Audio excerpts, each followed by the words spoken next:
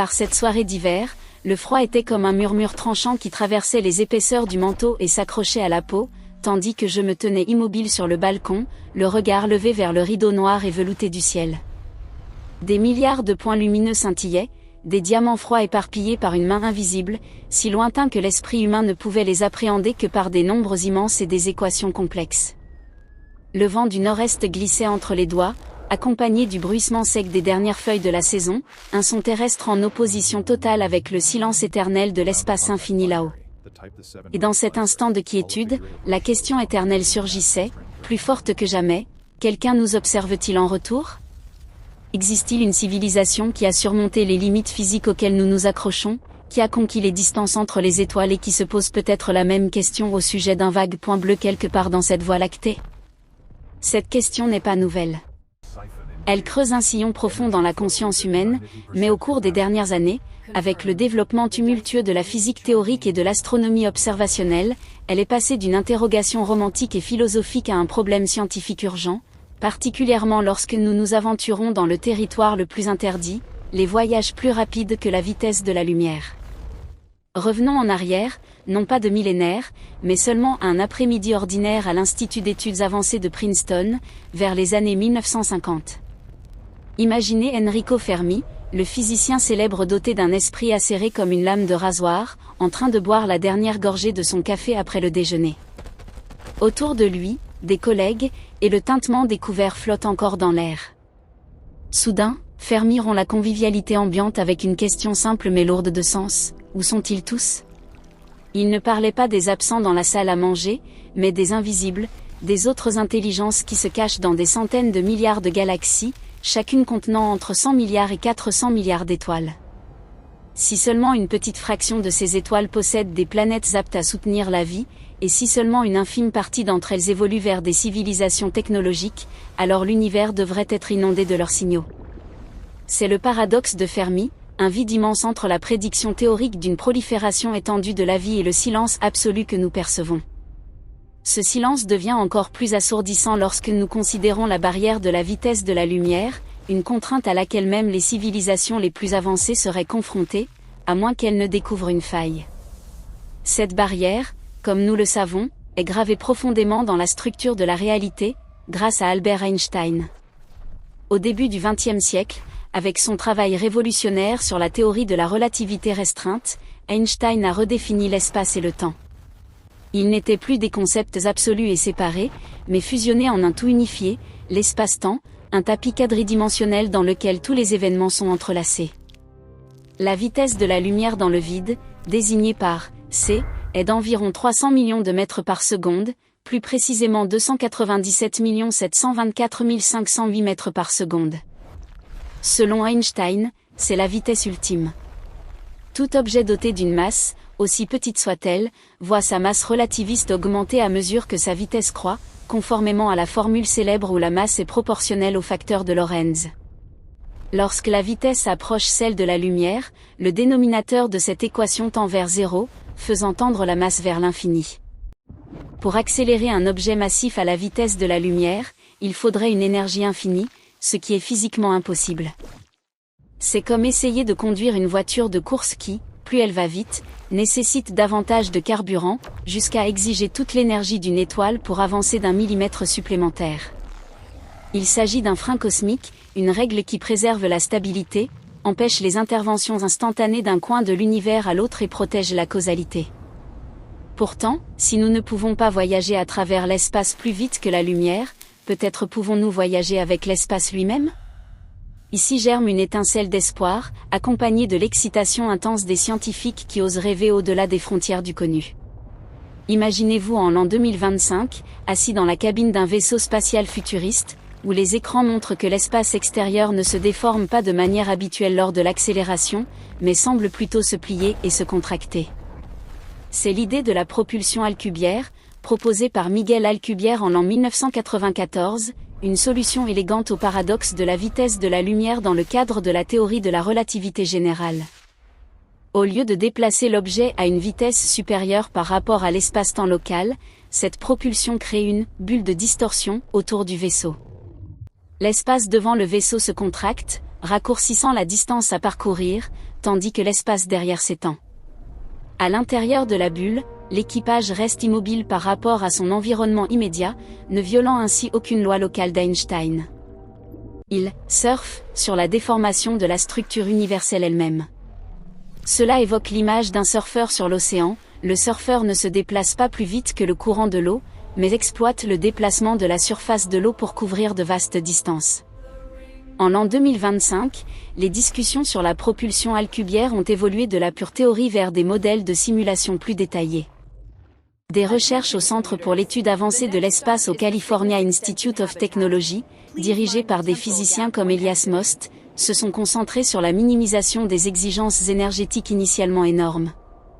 À l'origine, le modèle alcubière nécessitait une quantité de matière exotique à densité d'énergie négative souvent appelée matière étrange supérieure à la masse de Jupiter. Cette matière n'a jamais été observée directement, mais des effets quantiques, comme l'effet Casimir, démontrent que l'énergie négative est réalisable à l'échelle microscopique. Des articles publiés en l'an 2025, utilisant des modèles avancés de la théorie quantique des champs, ont montré que, en raffinant la forme et l'intensité de la bulle de distorsion, combinée à des effets Casimir étendus, la quantité d'énergie négative requise peut être considérablement réduite, potentiellement à l'équivalent de la masse d'un vaisseau spatial ordinaire ou même moins, si l'on crée une bulle très petite, bien que le maintien de sa stabilité reste un défi majeur. De plus, des études récentes en 2024 et 2025 ont exploré des variantes subluminales de la propulsion alcubière, qui ne nécessitent pas d'énergie négative massive et pourraient être réalisées avec des principes physiques classiques, comme des bulles de distorsion se déplaçant à des vitesses inférieures à celles de la lumière mais permettant des voyages efficaces.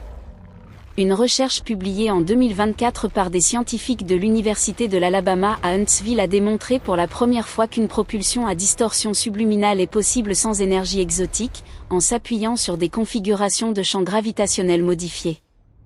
Par ailleurs, une nouvelle étude en 2024 a simulé les ondes gravitationnelles émises par une propulsion à distorsion défaillante, offrant des insights sur la détection potentielle de telles technologies par des observatoires comme LIGO.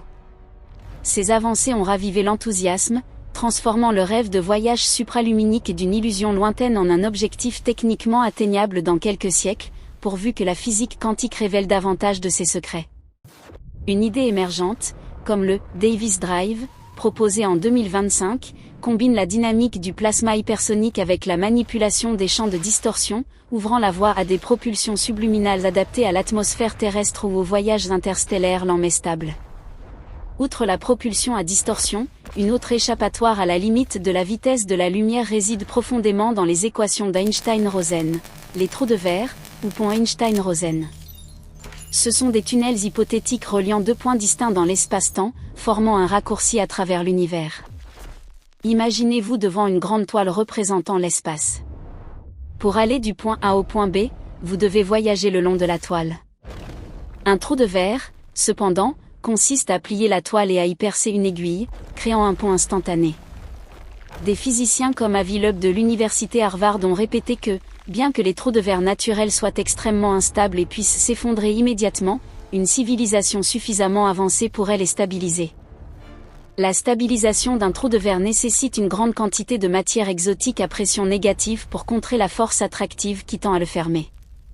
Cependant, des études théoriques récentes en 2025 explorent le rôle des effets quantiques dans le maintien de l'intégrité des trous de verre sans de telles quantités massives de matière exotique, en s'appuyant plutôt sur des fluctuations contrôlées de l'énergie du vide.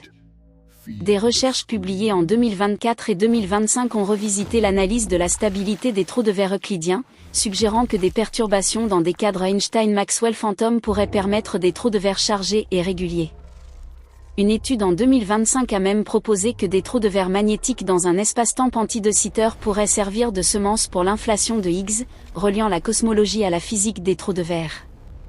De plus, des travaux sur la stabilité des trous de verre dans des halos de matière noire, comme le profil de Keljao, indiquent que des configurations naturelles pourraient exister dans des environnements galactiques. Si des civilisations avancées pouvaient utiliser ou créer de telles structures, elles seraient capables de voyager presque instantanément entre les galaxies, résolvant une partie du paradoxe de Fermi. Elles pourraient nous avoir dépassés, mais par des chemins que nous ne percevons pas, des voies sous l'espace ordinaire. Cela éveille un sentiment exaltant, comme si l'histoire universelle entière était disposée dans un vaste labyrinthe, et que les êtres les plus intelligents en possèdent la carte. La recherche d'une vie extraterrestre, ou SETI, reste une chasse persistante. Dans des institutions comme l'Institut SETI dans la Silicon Valley, les lumières des écrans d'ordinateurs se reflètent dans les yeux fatigués des chercheurs tandis qu'ils écoutent. Le projet Breakthrough Glisten, une entreprise généreusement financée, a scanné des millions de systèmes stellaires. Jusqu'en l'an 2025, ils ont analysé des milliers de milliards de fréquences radio. Un article publié en octobre de cette année a recalculé, sur la base de modèles de distribution stellaire et de l'âge de la Voie lactée, que la civilisation technologique la plus proche pourrait être à environ 33 000 années-lumière de nous, une distance effrayante si nous nous limitons à la vitesse de la lumière conventionnelle. Cela renforce le sentiment de solitude.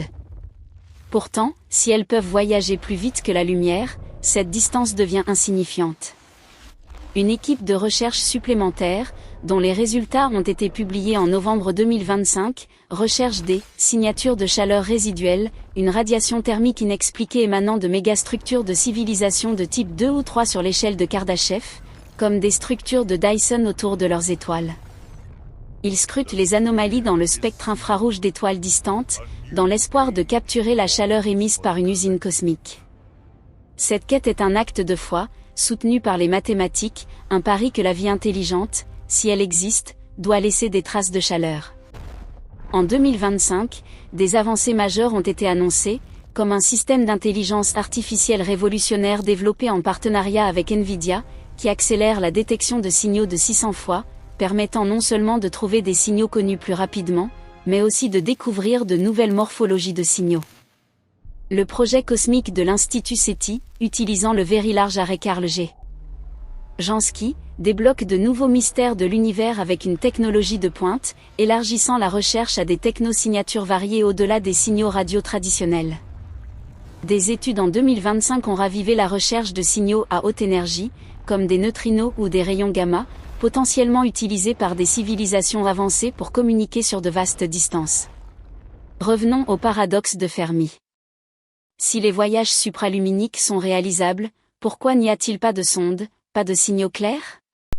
Une possibilité triste est que, si surmonter la vitesse de la lumière est une condition préalable à l'expansion galactique, l'absence de civilisation dans notre champ de perception signifie que atteindre cette technologie est extrêmement difficile, nécessitant peut-être la manipulation de lois physiques que nous n'avons pas encore découvertes. Ou peut-être, comme certains théoriciens spéculent en 2025, les civilisations hautement évoluées ont réalisé que les voyages spatiaux sont un gaspillage de ressources. Elles sont passées à une vie riche en informations, peut-être dans des simulations de réalité virtuelle infinie, où elles ont migré vers des lieux où le temps s'écoule beaucoup plus lentement que pour nous. Une proposition controversée d'une équipe de recherche européenne au milieu de 2025 suggère que les empires galactiques pourraient préférer séjourner près de trous noirs supermassifs, comme Sagittarius A au centre de la Voie lactée. Grâce à la dilatation temporelle due à une gravité extrême, un millénaire au bord d'un trou noir pourrait n'être qu'une année pour eux. Ils pourraient nous observer à travers des millions d'années de l'histoire terrestre, nous considérant comme une expérience lente qui ne vaut pas la peine d'être perturbée. Cette sagesse et longévité potentielle éveillent un émerveillement froid, comme si nous essayions de communiquer avec un Dieu infini. Des théories récentes en 2024 et 2025 proposent d'autres solutions au paradoxe, l'hypothèse de l'horizon cognitif, suggérant que les civilisations avancées pourraient avoir des perceptions si différentes qu'elles ne nous remarquent pas, ou l'importance de la tectonique des plaques, des continents et des océans pour l'émergence de la vie intelligente, rendant les planètes comme la Terre rares, ou encore l'utilisation de communications quantiques. Interstellaires, invisibles à nos méthodes actuelles, comme des réseaux de qubits pour cacher leurs conversations.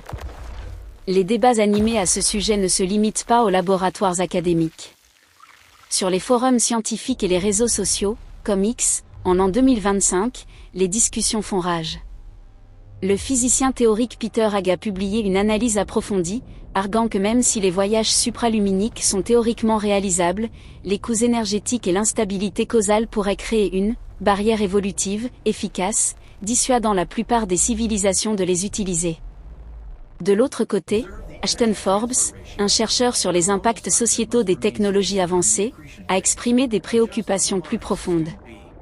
Il a suggéré que, si une civilisation peut distordre l'espace-temps, elle pourrait aussi posséder des armes destructrices inimaginables, capables de déformer la réalité à grande échelle, et que le silence de l'univers pourrait être une stratégie sage de préservation de soi, une retenue cosmique. Ces conversations ne sont pas seulement des spéculations, elles sont des tentatives de rationaliser l'absence de ce que la logique physique permet. Tandis que les théories sur les propulsions à distorsion et les trous de verre offrent des voies d'échappement à la limite de la vitesse de la lumière, les découvertes pratiques révèlent un tableau plus large de l'existence de la vie. Le télescope spatial James Webb, qui opère toujours avec une grande efficacité en 2025, a confirmé des milliers d'exoplanètes, beaucoup dans des zones habitables.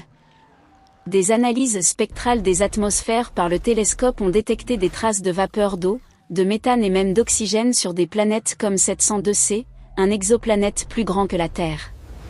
Bien que ces signes ne soient pas une preuve directe de vie, ils prouvent que les ingrédients fondamentaux pour une vie complexe sont largement répandus.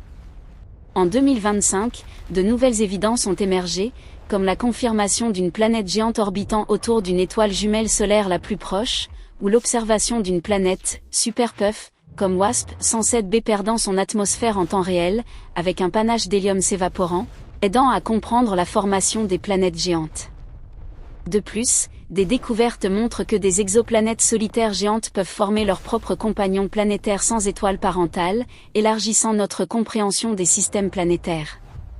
Simultanément, des missions comme Europa Clipper de la NASA se concentrent sur Europe, la lune glacée de Jupiter, dans l'espoir de trouver des preuves de vie microbienne dans l'océan salé sous la croûte de glace épaisse. Si une vie simple peut émerger facilement dans des endroits aussi hostiles de notre système solaire, alors la probabilité d'une vie intelligente sur des milliards d'autres planètes est très élevée. Et si elles sont là dehors et ont atteint des technologies qui surmontent la vitesse de la lumière, que ce soit par des propulsions alcubières optimisées à des niveaux presque inimaginables ou par la manipulation de trous de verre, alors une interaction avec elles redéfinirait tout. L'émergence d'une telle civilisation ne serait pas seulement une découverte scientifique, ce serait un événement métaphysique. Elles apporteraient un savoir qui résoudrait nos plus grands mystères, la nature de la matière noire, de l'énergie noire et l'existence d'autres dimensions spatiales que nous ne percevons pas. Peut-être ont-elles décrypté la causalité ou découvert que, à un niveau fondamental de la réalité, la vitesse de la lumière n'est pas une limite absolue, mais une contrainte locale dans l'espace-temps tridimensionnel que nous expérimentons. Tandis que la nuit d'hiver avance et que les premières étoiles du matin commencent à pâlir, la solitude sur le balcon s'estompe un peu. Entre le froid mordant et le bruissement des feuilles sèches, je réalise que, même si le paradoxe de Fermi persiste et même si les équations d'Einstein se dressent comme un mur de forteresse, l'imagination humaine et la puissance de la physique théorique sont les seuls outils capables de surmonter ces murs. Le fait que nous puissions discuter sérieusement, en l'an 2025, de plier l'espace-temps, de créer des raccourcis à travers l'univers, est un témoignage de l'évolution extraordinaire de l'humanité. Que les civilisations là dehors utilisent des propulsions alcubières ou étudient simplement la physique quantique pour trouver un autre mode de voyage, l'espoir demeure. Le silence de l'univers n'est pas une réponse, mais une question plus grande, une invitation à continuer d'écouter, de calculer et de rêver d'un jour où la distance ne sera plus une barrière et où la lumière d'une civilisation lointaine illuminera ce balcon froid, non comme un rayon du passé, mais comme un salut du futur. Et si ce jour arrive, la solitude millénaire de l'humanité parmi les étoiles s'évaporera, comme la rosée qui fond aux premiers rayons de lumière du matin d'une nouvelle ère.